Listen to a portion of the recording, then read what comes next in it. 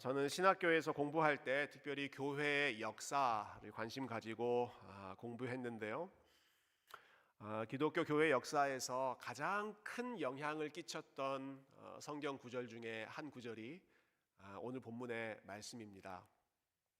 아마 많은 분들은 20절 말씀을 생각하실지 모르겠어요. 내가 그리스도와 함께 십자가에 못 박혔나니, 그 말씀도 너무너무 귀한 말씀이지만 사실 교회의 더 큰 변화와 또 부흥을 일으켰던 말씀은 16절 말씀입니다. 그럼 16절을 한 번 더 같이 한번 읽어보실까요? 16절 시작. 사람이 의롭게 되는 것은 율법의 행위로 말미암음이 아니요 오직 예수 그리스도를 믿음으로 말미암는 줄 알므로 우리도 그리스도 예수를 믿나니 이는 우리가 율법의 행위로서가 아니고 그리스도를 믿음으로써 의롭다함을 얻으려 함이라. 율법의 행위로서는 의롭다함을 얻을 육체가 없느니라. 아멘.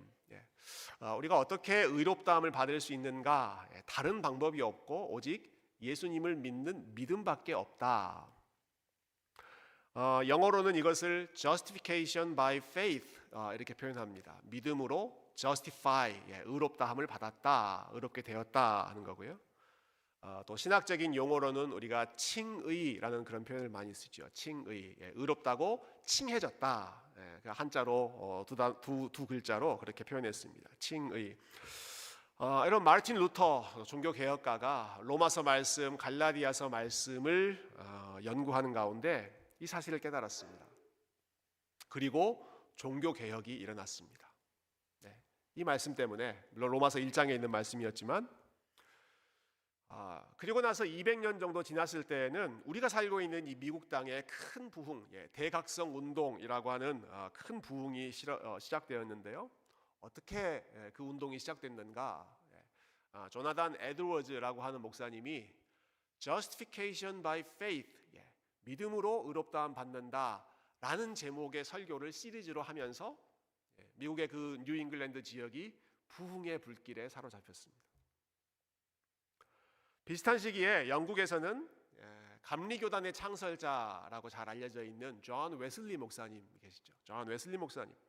이 웨슬리 목사님도 이 교리를 깨닫고 소위 말해서 뒤집어지십니다. 여러분, 그때 웨슬리 목사님은 이미 목사로 안수를 받았던 상황이었거든요. 이미 목사였고 심지어는 영국에 있다가 미국, 우리가 살고 있는 조지아의 사바나 지역으로 와서 2년간 그 당시에 미국은 선교지입니다. 선교지. 와서 선교사로 사역하실 정도로 열심히 있고 헌신적인 분이셨지만 그러나 마음 한구석에 언제나 불안함이 있었습니다. 항상 열심히 한다고 하지만 늘 그 마음 가운데 뭔가가 부족하다라고 하는 그 아쉬움과 죄의식이라고 할까요? 늘 마음이 편하지 않았습니다. 그러던 중에 하나님의 섭리 가운데 인간적으로는 우연히라고 표현하겠지만 우연히 예상하지 못하는 가운데 어느 교회에 가서 설교를 듣다가 하나님의 섭리죠. 그때 이 말씀을 듣습니다. 우리가 의롭다함 받는 것은 우리의 행함이나 우리의 노력이나 혹은 율법을 열심히 지키는 그것 때문이 아니라 오직 믿음으로, 예수님을 믿는 그 믿음으로 우리는 자유케 됩니다. 그 말씀을 듣고 이것이구나. 그래서 그 후에 우리가 아는 웨슬리 목사님과 또 감리교의 부흥 운동이 바로 이 말씀으로부터 시작됩니다. 그러니까 독일도 변화시키고 미국도 변화시키고 영국도 변화시키고 더 거슬러 올라간다면 초대교회 어거스틴 같은 사람도 변화시켰던 이 모든 말씀이 어떤 말씀인가? 다른 것이 아니었습니다. 우리는 오직 믿음으로 의롭다함 받는다. 여러분, 이렇게 참 중요한 가르침이 그리고 이렇게 파워풀했던 이 진리의 말씀이 그런데 오늘날 이 시대에는 심각하게 도전을 받고 있습니다.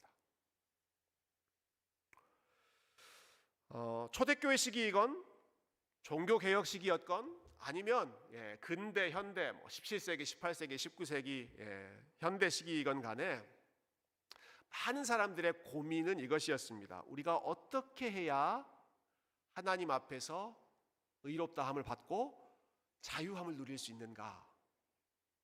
이것이 사람들의 고민이었습니다. 여기에 대한 유대인들의 답은 이 갈라디아서에서 계속 나오는 거죠. 여기에 대한 유대인들의 답은 우리가 율법을 열심히 지켜야 한다라는 거였습니다. 열심히 율법을 지켜야 하나님 앞에서 의롭다함을 받을 수 있다. 바울은 반대하죠. 그렇지 않다. 바울 갈라디아서 계속 하는 말, 그렇지 않다. 내가 태어날 때부터 율법 열심히 지켜봤는데 그것으로 안 되더라. 그것으로 불가능하다. 우리는 예수님을 믿음으로써만 의롭다함을 받을 수 있다. 이 두 가지가 갈라디아서에서 충돌했습니다. 이 양쪽의 주장을 비교해 보면요, 겉으로 보면 충돌하는 것 같습니다. 한쪽에서는 우리가 율법을 지켜야 의롭다함을 받을 수 있다라고 이야기했고요, 사도 바울은 아니다, 우리는 믿음으로써 의롭다함을 받는다, 이렇게 이야기했습니다. 서로 충돌하는 것 같죠? 그렇지만 적어도 한 가지 면에 있어서는 양쪽 다 공통점을 가지고 있었습니다. 뭐에 대해서 이 양쪽이 공통점이었는가? 우리는 하나님 앞에서 의롭다함을 받아야 하는 그런 처지에 있다 하는 것입니다. 우리는 하나님께서 의롭다고 선언해 주셔야 한다. 그래야 우리의 삶이 온전해질 수 있다. 그 현실에 대해서 유대인들은 율법을 열심히 지켜야 의롭다함을 받을 수 있다라고 생각했고, 사도 바울은 그렇지 않다, 예수님을 믿음으로써 의롭다함을 받을 수 있다라고 생각했습니다. 겉으로 드러난 양상은 다른 것처럼 보이지만 말씀드린 것처럼 두 가지 입장 모두 기본적인 뿌리에는 어떻게 해서든 우리에게는 하나님 앞에서 우리가 justified, 의롭다고, 너 괜찮다고, 너 자유롭다고, 너 나와 관계를 다시 회복할 수 있다고 말씀해 주시는 그 선언이 있어야 한다. 우리는 그것을 필요로 한다. 이 필요성에 대해서는 양쪽 다 공통적인 그러한 상황이었습니다. 그런데 오늘날에는 여러분, 아예 이 기본적인 전제 자체가 공격받고 있습니다. 이게 가장 큰 문제입니다. 이렇게 표현할 수 있을 것 같아요. 여러분, 오늘날의 문제는 내가 어떻게 해야 의롭다함을 받을 수 있을까? 이것이 아니고요, 오늘날의 문제는 내가 왜 의롭다는 인정을 받아야 되지? 이것입니다. 이것이 사실 이 갈라디아서 말씀을 우리에게 적용할 때 참 중요한 그 클루가 되는 것 같아요. 여러분, 예전에는 많은 사람들이 뭐 갈라디아서 유대인이나 아니면 바울이나 할 것 없이 의롭다함을 받아야 된다라는 그 필요성에 대해서는 다 공감했습니다. 문제는 어떻게였습니다. 어떻게 해야, 우리가 무엇을 해야 의롭다함을 받을 수 있느냐. 그러나 지금 이 시대에 많은 사람들의 문제는 내가 왜 의롭다함을 받아야 되지? 내가 왜 하나님으로부터 의롭다라고 하는 그러한 인정을 받아야 되지? 이게 큰 문제입니다. 내가 뭐가 부족해서, 내가 뭘 잘못해서, 내가 왜 하나님으로부터 의롭다라고 하는 이러한 선언을 받아야 되는가? 이 근본적인 필요성 자체에 대해서 사람들이 생각을 하지 않습니다. 오늘 우리가 찬양을 부르면서 오라 오라, 예수가 우리를 부르는 소리, 그 찬양 부르지 않았습니까? 오라 오라, 누구든 다 같이 주님 앞에 나와라. 죄 있는 자들아 다 오라, 주 예수 앞에 오라. 죄 있는 자들아 다 오라, 주 예수 앞에 오라. 근데 아무리 외쳐도 반응하지 않습니다. 왜 그럴까요? 내가 왜 예수님 앞에 나아가야 되느냐? 그 근본적인 필요성 자체에 대해서 사람들이 받아들이지 않기 때문이죠. 제가 오늘 설교의 제목을 피고석의 하나님이라는 제목을 붙였습니다. 제가 만든 제목이 아니고 오래전에 C.S. 루이스라는 교수님께서 이 주제로 쓴 아주 짧은 논문, 그 제목이 피고석의 하나님입니다. 이렇게 설명하셨어요. 옛날 사람들은 신 앞으로 나아갈 때, 어떤 신이건 가되 자기가 믿는 그 신 앞으로 나아갈 때 항상 머릿속에 죄의식을 가지고 살아갔습니다. 항상 자기가 뭔가를 잘못했다는 그 죄인이라고 하는 의식을 가지고 일종의 아랫사람의 위치에서 자기가 믿는 신에게 나아갔다라는 거예요. 그러나 현대인은 반대입니다. 현대인들의 머릿속에는 죄의식이 아예 사라져 버렸습니다.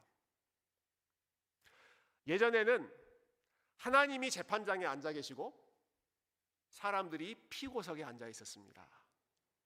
피고라고 하는 자리는 죄를 고발받고 그래서 거기에 대해서 자기가 해명하고 변호해야 되는 자리지 않습니까?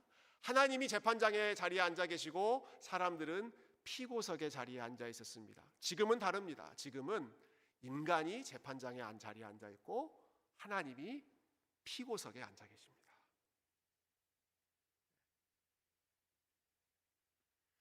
재판장과 피고의 위치가 바뀌어버렸습니다.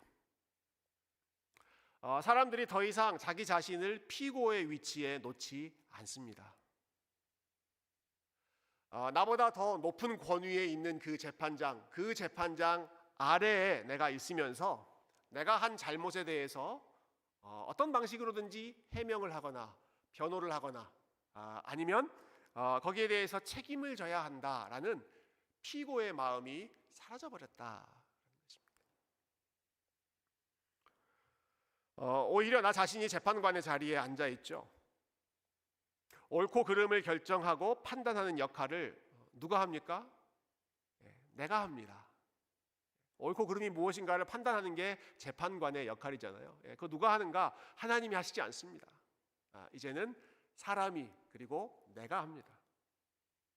무엇이 옳은가? 무엇이 진리인가?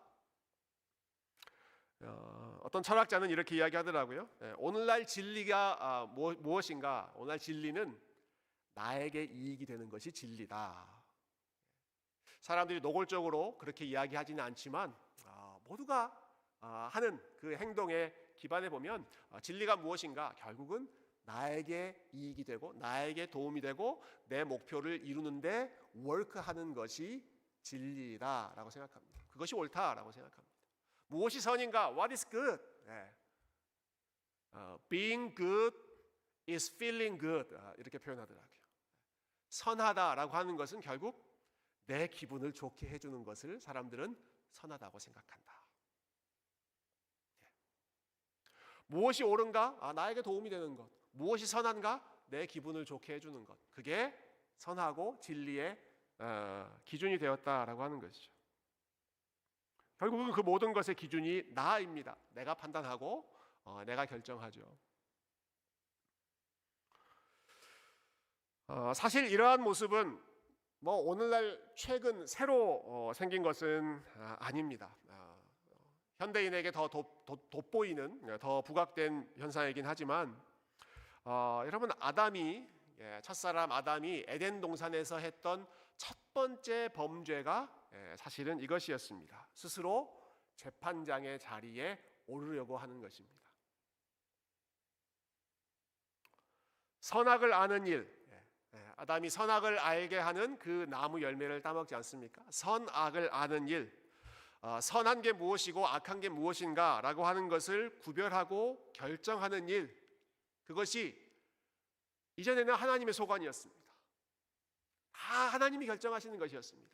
하나님께서 보시기에 좋았더라 하면 그것이 선한 것이고 하나님께서 보시기에 나빴더라 하면 그것이 악한 일입니다. 선악을 아는 것은 하나님께 속한 일이었습니다. 그런데 아담의 마음이 교만해지죠. 하나님이 정해주신 대로 선악을 결정하지 않습니다. 하나님이 말씀하신 것에 따라서 선악을 행동하려고 하지 않습니다. 스스로 그것을 결정하려고 했습니다. 스스로 선과 악을 판단하려고 했죠. 여러분 이것이 여러 가지 표현으로 탐욕, 교만 이러한 것으로 설명할 수도 있겠지만 오늘의 주제와 연결해서 생각해 본다면 여러분 이 아담의 이 모습이 재판장에 앉아 계신 그 하나님을 끌어내려서 자기가 그 자리에 재판장의 자리에서 모든 것을 판단하고 결정하려고 했던 모습입니다. 하나님은 피고석으로 내려가고 본인 자신이 재판장으로 올라가려고 하는 것이죠. 얼마 전에 저희 집에서 우리 아이들하고 이런저런 대화를 나눴는데요. 우리 부모님들이 아이들에게 많이 물어보시는 질문이죠. 야, 너희들 나중에 커서 뭐가 될래? 한 명씩 대답을 했습니다. 저희 막내한테, 민유라 너 커서 뭐가 될래?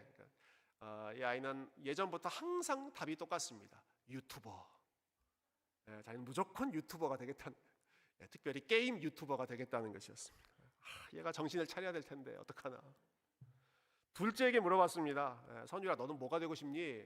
뭐 이것저것 막 바뀌다가 최근에는요, 자기는 비행기 승무원이 되겠대요. Flight attendant.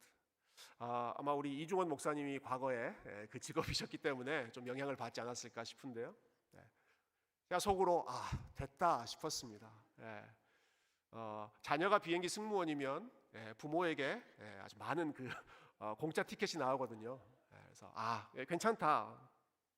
셋째에게 물어봤습니다. 하유라 너 나중에 뭐가 되고 싶니? 이 아이가 자기는 나중에 로스쿨에 가서 판사가 되고 싶대요. 네가 드디어 정신을 차렸구나. 마음에 흐뭇한 마음이 그 물밀듯 밀려왔습니다. 내가 드디어 제대로 된 꿈을 가졌구나. 하지만 제 속마음을 조금 감추면서 너무 흥분하지 않고 감추면서 다시 물어봤습니다. 왜 판사가 되고 싶은데?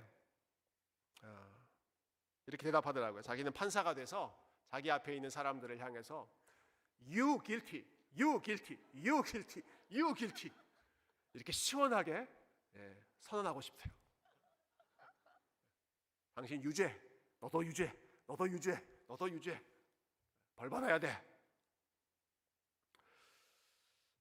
여러분 제 아이를 조심하십시오. 걸리면 걸리면 무조건 다 guilty입니다. 여러분 그래도 아이들이 이렇게 말하니까 좀 귀엽게 보이기도 하고 여러분 웃으시기도 하고 그러지 않습니까? 근데 사실은 이것이 우리의 모습이고 이것이 인간의 모습이다라는 겁니다. 내가 재판장의 자리에 앉아서 나 아닌 모든 사람들에 대해서 다른 사람들에 대해서 내가 기준이 돼서 내가 판단하면서 You wrong, 당신이 잘못했습니다. You guilty, 당신이 유죄입니다. It's your fault, 당신 잘못입니다. 계속해서 판단하고 지적하고 선고하는 것이 인간의 모습이죠. 여러분 모두가 이렇게 재판장의 자리에 앉아서 상대방을 판단하고 상대방에게 유죄만 선고하는 이런 세상이 어떤 세상이 되겠습니까? 서로를 잡아먹으려고 하고 서로를 비난하고 서로를 밟으려고 하고 갈등과 비난과 혐오와 무시, 멸시 이러한 것들이 난무하는 세상. 여러분 그것이 죄로 인해서 타락한 이 세상의 모습이지 않습니까? 모두가 저마다 자기의 소견에 옳은 대로 행하고 사사기에 있는 말씀처럼 그리고 모두가 저마다 다 재판장의 자리에서 주변의 모든 일에 대해서 스스로 하나님인 것처럼 guilty, guilty, right, wrong 그것을 결정하는 여러분 뒤틀려져 있는 그러한 세상 가운데 우리가 살고 있고 그 죄의 영향 가운데 우리도 영향을 받고 있죠. 하나님께서 이런 세상을 불쌍히 여기셨습니다. 안타깝게 여기셨습니다. 그래서 이 세상을 바꾸려고 하셨습니다. 그렇게 하시기 위해서 하나님이 어떤 방법을 선택하셨는가? 그 방법은 놀랍게도 우리 하나님께서 친히 스스로 직접 피고석으로 내려가시는 일이었습니다. 하나님이 직접 피고석으로 내려가셨습니다. 피고석의 하나님이라고 하는 이 타이틀은요, 단순히 인간의 교만함을 보여주는 비유적으로 표현한 그런 정도의 제목이 아니라 하나님이 어떤 일을 하셨는가, 하나님의 사랑이 무엇인가 실제로 일어난 사건이 이것입니다. 피고석의 하나님입니다. 하나님이 실제로 피고석으로 내려가셨습니다. 하나님의 아들이신 예수님께서 친히 피고석으로 내려가셔서 재판을 받으시지 않습니까? 아무런 잘못이 없으신 분께서, 아무런 책임질 일이 없는 그분께서 무고한 고발을 받으시죠. 누구에게 재판을 받으시던가요? 겉과 속이 다른 위선적인 종교 지도자들이 예수님을 고발했습니다. 거룩함과는 거리가 먼 아주 탐욕스러운 제사장이라고 하는 이름 자체는, 그 타이틀은 거룩한 사람들인데, 거룩함과는 거리가 먼 탐욕스러운 제사장들이 재판장에 앉아서 예수님을 신문했습니다. 진리에는 손톱만큼도 관심이 없는 빌라도, 아주 교활한 빌라도가 순결한 예수님을 보고 예수님이 아무런 죄가 없다는 사실을 알고 있었음에도 불구하고 예수님을 향해서 유죄를 선고합니다. 여러분, 그렇게 최악의 재판을 예수님께서 받으시고 십자가에 못 박히셨습니다. 하나님께서 피고석으로 내려가시고, 그리고 그 피고석에서 불의한 사람들에 의해서 유죄 선언을 받으시면서 그 죄의 형벌을 담당하시는 것입니다.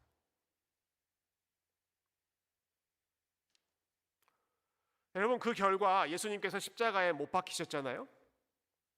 십자가에 못 박혔다라는 게 무슨 뜻일까요? 여러분, 십자가에 못이 박혔다라고 하는 말을 좀 생각해 봤습니다. 여러분, 못을 박는다. 여러분, 어떨 때 못을 박으세요? 어떨 때 못을 박으십니까? 어떨 때 못을 박으십니까? 뭔가를 한 곳에 고정시키려고 할 때 못을 박으시죠. 절대로 그 자리에서 떨어지지 않고 그곳에 붙어 있게 하려고 할 때 못을 박습니다. 여러분, 하나님의 아들께서 그분 자신을 십자가에 못을 박으셨습니다. 그게 무슨 뜻이겠습니까? 그 자리를 절대로 떠나지 않겠다라는 것입니다. 십자가의 그 자리를 무슨 일이 있어도 내가 이 자리를 떠나지 않겠다. 자기 자신을 십자가에 완전히 고정시켜 버리신 것입니다. 저와 여러분이 있어야 하는 그 자리이고, 저와 여러분이 매달렸어야 하는 자리이고, 사실은 우리가 죄의 심판을 받아서 우리가 그 대가를 치르고 죽었어야 하는 자리이죠. 그런데 그 자리로, 그 피고의 자리로, 그 십자가의 자리로, 그 죄인의 자리로 거룩하신 하나님께서 내려오셔서 그 자리에 잠깐 앉아 계시는 정도가 아니라, 잠깐 왔다가 지나가시는 자리가 아니라 그 자리에 스스로 못을 박으셔서 절대로 그 자리를 내가 무슨 일이 있어도 떠나지 않으시겠다는 거예요. 이런 표현이 가능할 것 같아요. 우리가 자주 쓰는 표현인데요.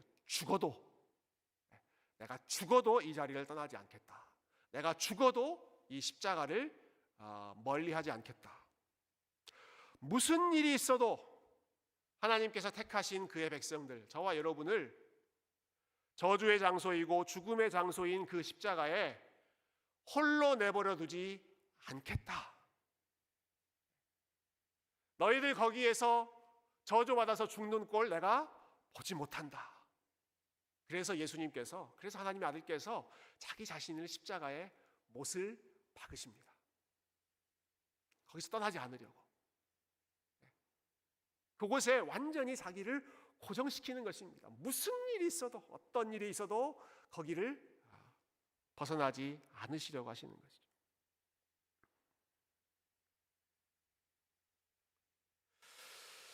여러분, 믿음이라고 하는 것이 무엇입니까?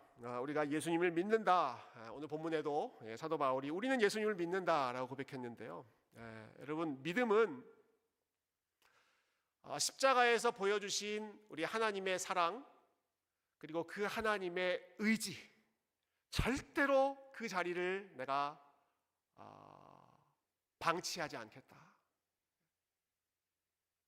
죄인들이 있어야 할 자리에 본인 자신을 못 박으시면서까지 고정시키셨던 그 하나님의 사랑과 그 하나님의 은혜와 그 하나님의 전적인 순종과 그분의 그 엄청난 희생을 기억하기 때문에 우리도 똑같이 그분과 함께 십자가에 못을 박아 그분께 고정시키는 것이 사도 바울이 이야기하는 믿음입니다.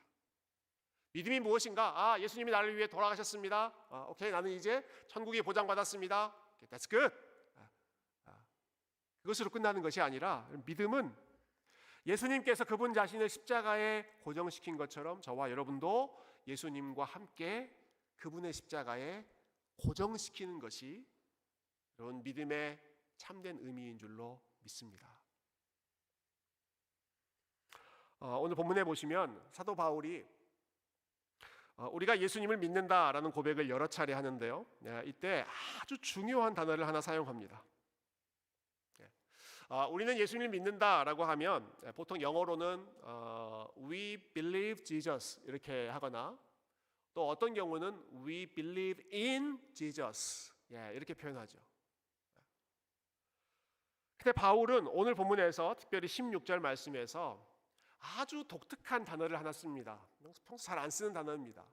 영어 문법으로 옮길 수도 없는 단어입니다. 헬라어 전치사로 에이스라고 하는 단어인데 이 단어는 영어로 번역하면 into입니다. into.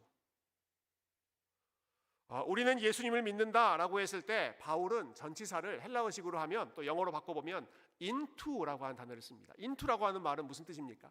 안으로입니다. 안으로. 무엇 안으로 들어간다라는 게 into죠. We believe into Christ. We believe into Jesus. 이건 영어 문법으로 맞지 않는 표현입니다.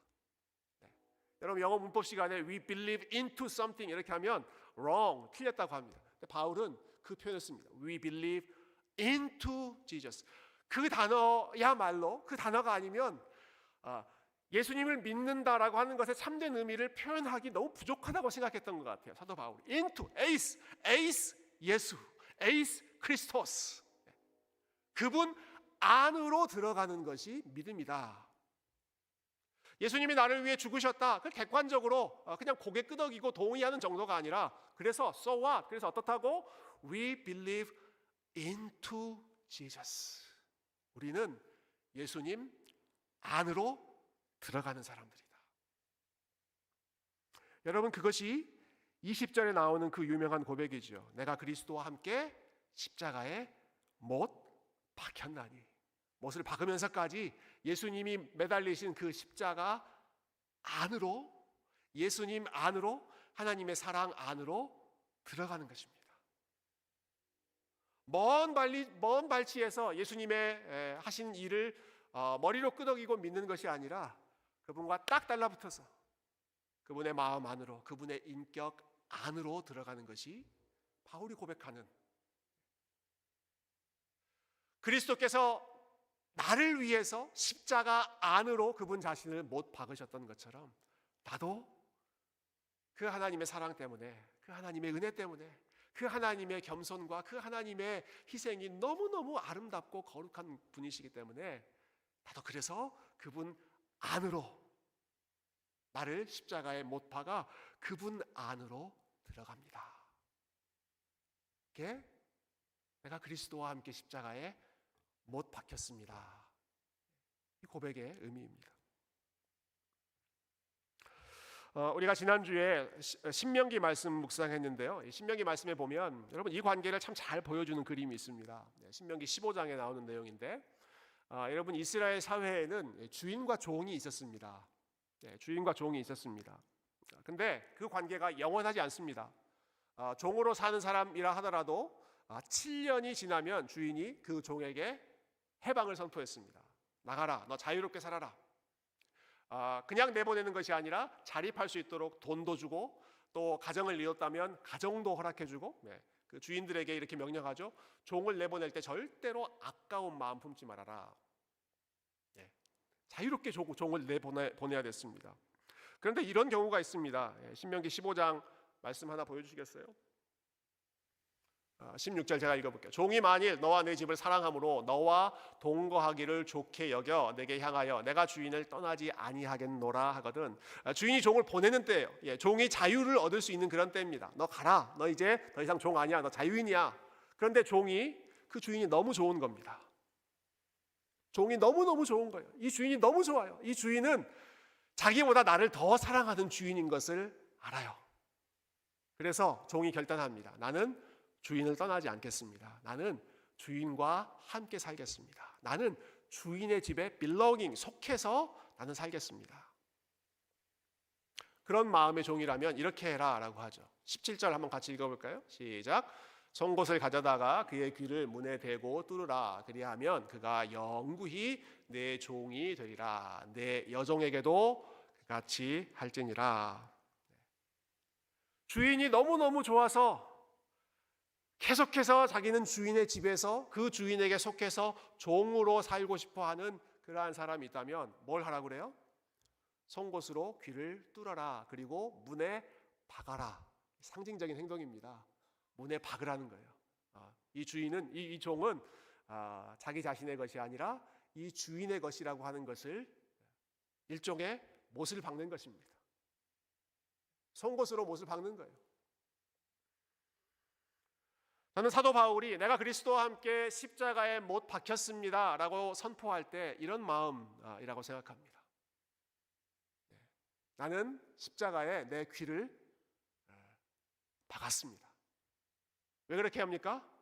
주인이 너무 좋은 분이시기 때문에. 주인이 너무너무 좋은 분이시기 때문에.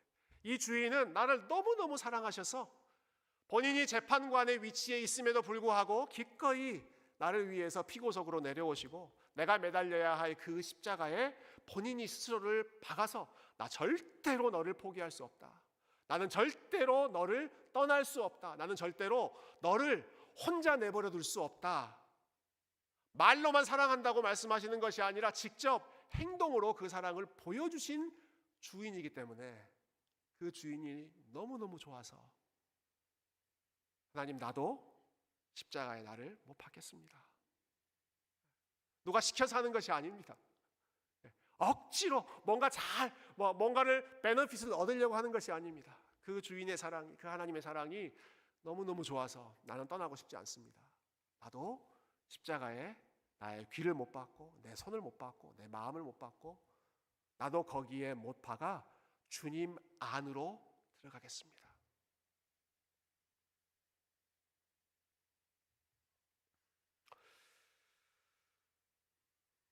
말씀을 정리하고 싶은데요.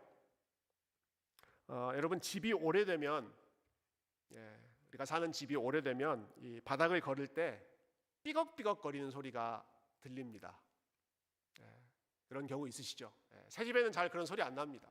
오래된 집에서는 삐걱거리는 소리가 들립니다.